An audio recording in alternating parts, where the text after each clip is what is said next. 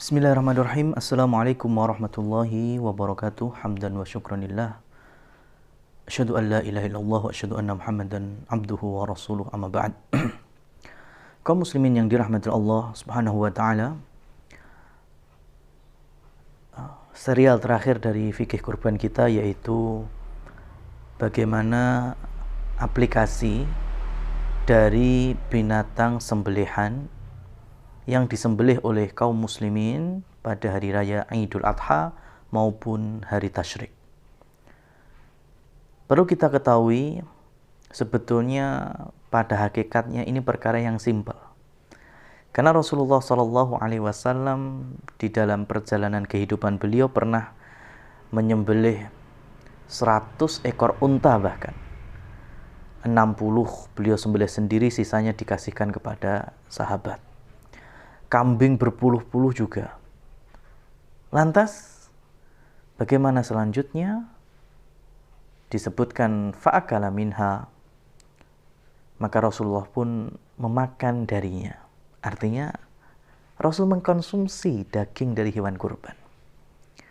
Kemudian, fatasaddaqa, bersedekah dengannya, dan berhibah. Apa itu? Memberikan dagingnya kepada mungkin kerabat, handai taulan. Maka tiga ini dimakan, dikonsumsi, kemudian disedekahkan dan dihibahkan. Kemudian ada sebagian para ulama memudahkan kita sehingga memakai istilah sepertiga dihibahkan, sepertiga disedekahkan, sepertiga dikonsumsi atau dimakan. Tapi perlu dicatat bahwasanya ini bukan sunnah mutlak. Artinya tidak ada nas yang menunjukkan harus sepertiga, tidak. Jadi ya kalau memang di kita, di Indonesia biasa menggunakan kepanitiaan, musyawarah, silahkan musyawarah. Ya, bagi siapa yang berkurban atau mungkin ada yang request mungkin si kurban pengen sebagian kecil dari hati atau sebagian kecil dari kaki, sebagian dari ini sah-sah saja pada hakikatnya. Nah, karena memang berkurban itu adalah ibadah individu dan keluarga. Bukan seperti hanya di kita sekarang kepanitiaan sehingga banyak masalah di kita itu ujung-ujungnya karena antara panitia dan warga. Karena memang zaman Nabi, zaman para sahabat, ya sekeluarga itu berkorban, menyembelih sendiri, di tempatnya sendiri, dibagikan sendiri, selesai urusan. Nah kalau kita itu kan selagi bisa guyup rame-rame, kenapa harus per keluarga? Nah ini juga menjadi PR kita. Sehingga sebetulnya kalau setiap keluarga muslimin itu punya kerentek untuk berkorban dan menyembelih sendiri, itu lebih mudah sekali. Jadi kalau dalam satu kampung ada 50 kakak muslim, maka 40 berkorban dah kelihatan sekali itu.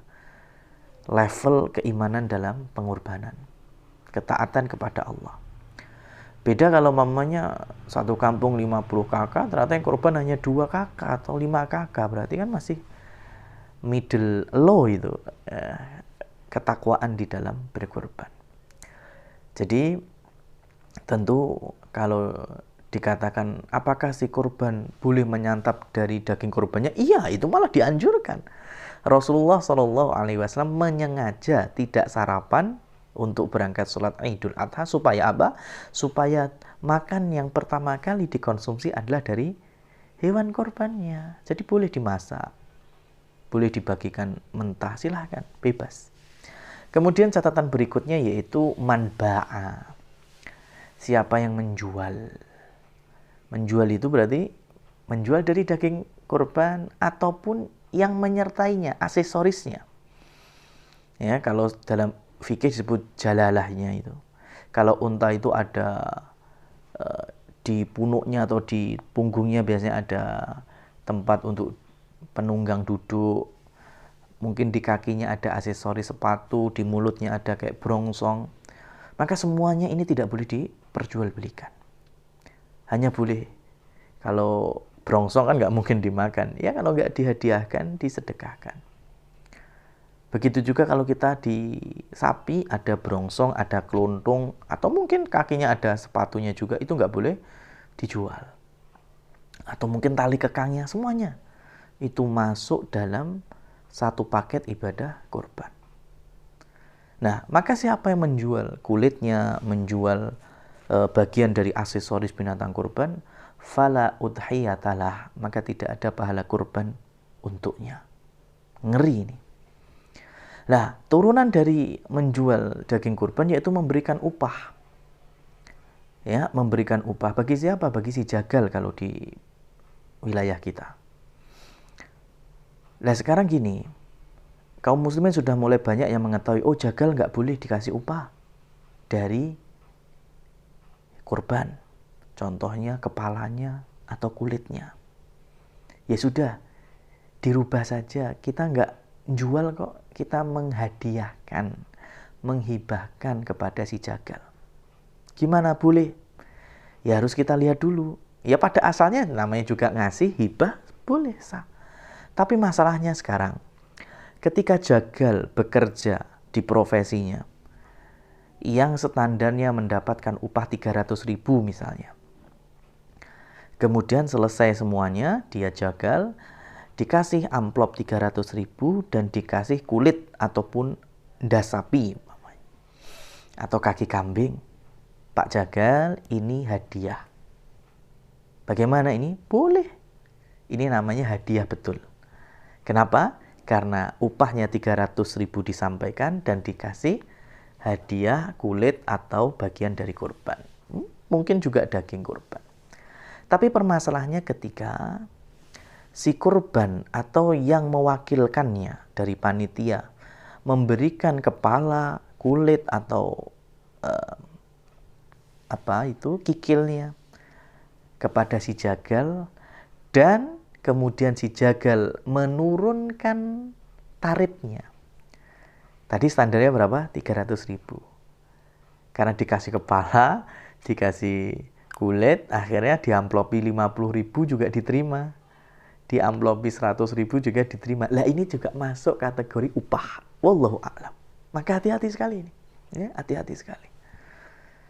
Begitu juga nanti di dalam pengkhususan panitia. Kalau memang setelah menyembelih ada daging tertentu disimpan duluan. Dengan niat memang ini khusus untuk panitia. Ini namanya memberi upah. Berbeda ceritanya ketika semua panitia ikut bekerja, beraktivitas, sampai membagi. Berapa yang dibagi? Oh 300. Ternyata ketika sudah ada di wadah pembagian total 350. Maka bagian yang membagi sudah keliling, 300 selesai, masih ada berapa? Sisa 50.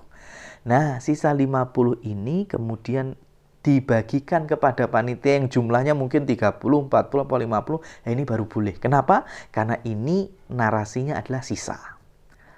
Tapi kalau memang sengaja dari awal sudah diberikan jatah daging-daging tertentu atau yang memang nggak ada tulangnya, daging-daging yang bagus-bagus atau yang request macam-macam, maka ini yang disebut dengan mengupahi. Ini kalau mentah. Kalau matang bisa jadi dimasak, kemudian setelah jadi tinggal makan.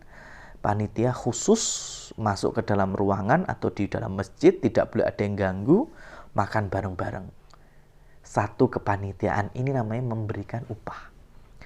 Tapi kalau dibuka untuk umum, siapa yang lewat silahkan, dari anak-anak, dewasa, tua, panitia, bukan, sama-sama makan dalam penuh kegembiraan dan ukhuwah, Masya Allah, ini dibolehkan. Ya, jadi dua catatan penting itu. Catatan yang pertama, kita makan, kita bagi dalam bentuk sedekah dan hibah. Dan yang kedua, hati-hati jangan menjual dari binatang kurban. Semoga Allah terima ibadah kita, siam awal Dzulhijjah kita sampai puasa Arafah. Dan yang berkurban, semoga Allah anugerahkan rahmat dan pahala yang begitu besar. Wabillahi taufiq wal hidayah. Wassalamualaikum warahmatullahi wabarakatuh.